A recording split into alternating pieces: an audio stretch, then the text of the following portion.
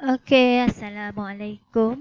Hari ini untuk tingkatan 5 Stanford, cikgu akan masuk untuk ubahan tercantum. Pada minggu lepas, awak telah belajar tentang ubahan songsang. So, hari ini kita pergi ke ubahan tercantum. Sebelum kita tengok contoh-contoh soalan tentang ubahan tercantum, kita tengok apa yang dimaksudkan dengan ubahan tercantum.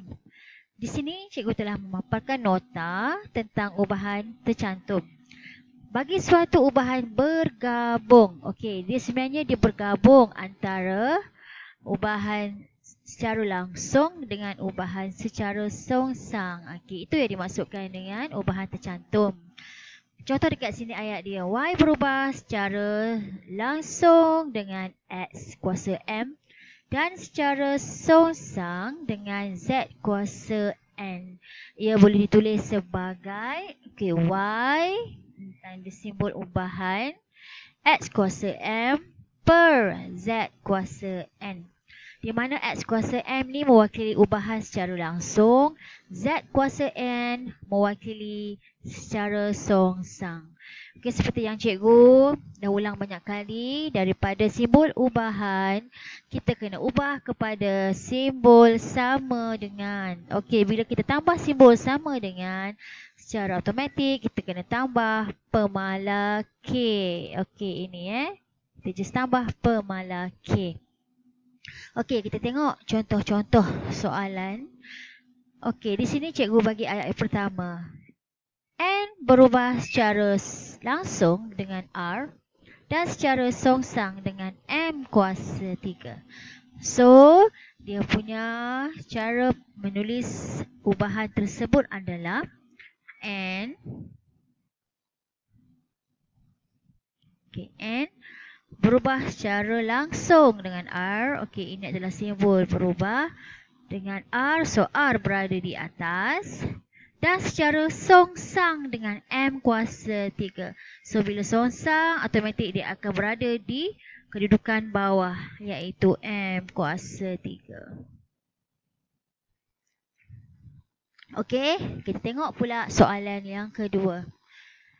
S berubah secara langsung dengan W kuasa 2 dan secara songsang dengan U. Okey, kita tengok di sini S. Okey, S berubah secara langsung, okey, simbol berubah secara langsung dengan W kuasa 2. So, W kuasa 2 di atas dan secara songsang dengan U. Okey, U di bawah.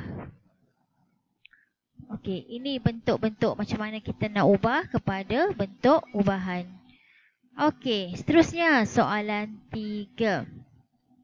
P berubah secara langsung dengan H. So, P berubah secara langsung dengan H. So, H berada di atas.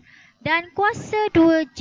So, ini secara langsung. Okay, ayat dia secara langsung dengan H dan kuasa 2G. Bukan secara songsang kan? So, bermakna tidak ada bentuk pecahan. Kita terus sambung. G kuasa 2. Okey, kerana tidak ada perkataan secara songsang, so tidak ada bentuk pecahan.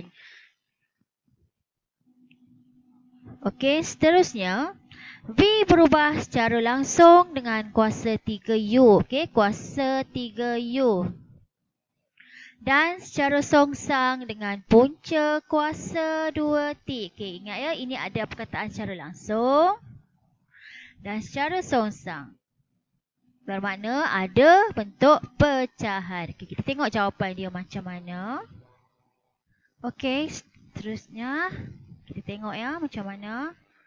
Kuasa V berubah secara langsung dengan kuasa 3U. Okey. Kuasa 3U. So, U kuasa 3. Dan secara songsang dengan punca kuasa 2T. So, cikgu cakap tadi, secara songsang, automatik dia akan berada di bawah. So, kuasa 2T bermaksud T kuasa 2. Okey, nampak 4 soalan yang perlu awak faham macam mana rupa songsangan ubahan tercantum. Okey, kita tengok contoh soalan. Okey, diberi bahawa Y berubah secara langsung dengan kuasa 2X dan secara songsang dengan punca kuasa 2X. Terus kita buat ya. Y berubah secara langsung dengan kuasa 2X. So, Y berubah secara langsung dengan kuasa 2X. So, X kuasa 2. Dan secara songsang dengan punca kuasa 2Z. So, secara songsang, so Z akan berada di bawah punca kuasa 2Z. Okey, jelas ya? Okay, jika Y sama dengan 8, apabila X sama dengan 4 dan Z sama dengan 36, ungkapkan Y dalam sebutan X dan Z. Okey, terus kita tukarkan seperti biasa, tukarkan kepada bentuk persamaan. Tambah K di atas. Okey, yang lain kita salin sahaja. Tidak usah apa-apa. Kita hanya tambah K. Okey, dibagi kat sini Y8. Okey, kita terus gantikan dalam persamaan Y8.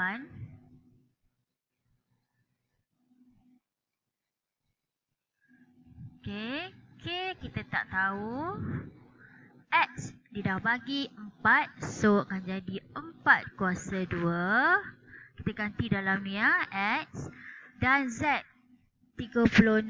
Okey, kita masukkan dalam Z. Okey, per punca kuasa 2. 36. Okey, kemudian kita cari apa jawapan dia. Okey, 8 sama dengan K. Okey, 4 kuasa 2 sama dengan 16. Okey, punca kuasa 2, 36. Tekan saja kalkulator. Punca kuasa 2, 36. Sama dengan 6. Okey, so sama dengan 6. Okey, carilah macam mana nak dapat jawapan. Boleh buat macam-macam cara lah. Sama ada 16 bagi 6 ataupun 6 pindahkan ke 8. So 8 kali 6. Darabkan dapat 48. Sama dengan K darab 16, 16K. Okey, pindahkan 16. Letakkan di bawah 48. So 48 bagi 16 sama dengan K. So 48 bagikan 16. Okey, tekan kalkulator. 48 bahagi 16. So jawapan dia 3. So 3. Jadi K sama dengan 3. Okey. Last sekali soalan dia, ungkapkan Y dalam sebutan X dan Z. Belum habis ya. Last sekali jawapannya seperti ini. Y. Okey, Y sama dengan K, kita masukkan nilai 3 yang kita dapat tadi. 3. Masukkan ke dalam persamaan ini. Okey, persamaan yang kedua ni. Y sama dengan K gantikan dengan 3. X kuasa 2 per punca kuasa 2Z. Okey, so ini jawapan dia. Okey, kita teruskan dengan contoh 2. Diberi bahawa T berubah secara langsung dengan kuasa 2R dan secara songsang dengan W. Okey, seperti biasa terus kita buat ubahan.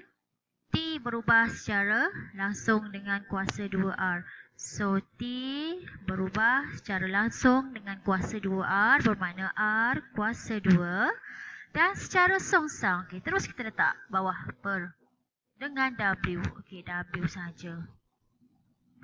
Okey, seperti biasa sebelum kita jawab soalan seterusnya, pastikan awak ubah kepada bentuk persamaan. Okey, T sama dengan, terus letak K. Yang lain salin saja per dengan W. Okey, seterusnya soalan diberi, jika T sama dengan 10, apabila R sama dengan 2 dan W sama dengan 6. Ungkapkan T dalam sebutan R dan W. Okey, terus kita gantikan nilai yang diberi dalam soalan. T sama dengan 10. Okey, gantikan T 10. K kita tak tahu. R gantikan dengan 2 bermaksud 2 kuasa 2. W diberi dalam soalan sama dengan 6 kan. So gantikan kat sini 6.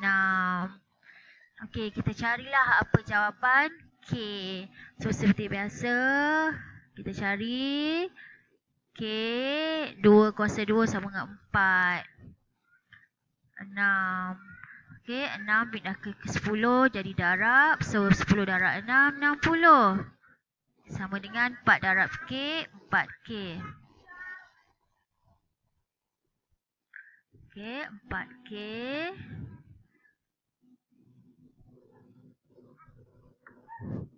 Okey, kemudian pindah ke 4 kepada di bawah 60. So, 60 bahagi 4 sama dengan K. So, tekanlah kalkulator. 60. Okey, 60 bahagi dengan 4. So, dapatlah 15. Jadi, K sama dengan 15. Okey. Jadi soalan ni tak habis ya, sebab soalan dia ungkapkan T dalam sebutan R dan W. So habiskan jawapan dia, pastikan jawapan dia adalah ungkapan. So kita terus buat ungkapan. Untuk A, T dalam sebutan ya. Jadi K kita gantikan dekat sini ya, persamaan yang ini. Gantikan K situ tadi dapat 15. So 15 R kuasa 2 per W. Okey, settle untuk jawapan A. Kita pergi kepada soalan B. Soalan B disuruh hitung nilai-nilai R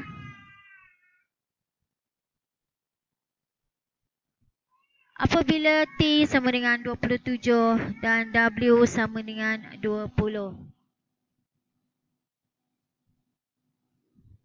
So, kita ambil sekali lagi tadi persamaan yang soalan A iaitu ini. Okey, kita salin semula. 15 R kuasa 2 per W. Soalan ni sekarang dia berubah. Okey, tadi kita nak cari K kan? Okey, sekarang soalan B nak cari nilai-nilai R. Okey, so kita masukkan maklumat yang diberi. Okey, T sama dengan 27. Okey, cikgu tukar pen.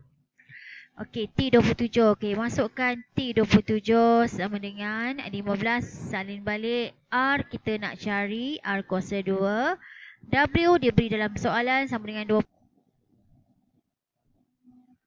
Okey, kemudian R sama dengan, tekan je kalkulator, punca kuasa 36, awak akan dapat 6 dan negatif 6. So, dapat 2 nilai. Okey.